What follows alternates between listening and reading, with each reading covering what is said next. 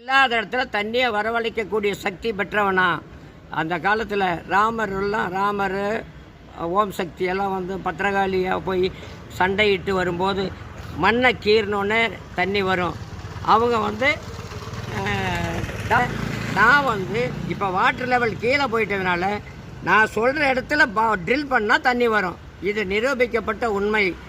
7 இடத்துல நான் நிரூபித்து பார்த்து ப்ரூவ் பண்ணியிருக்கேன்.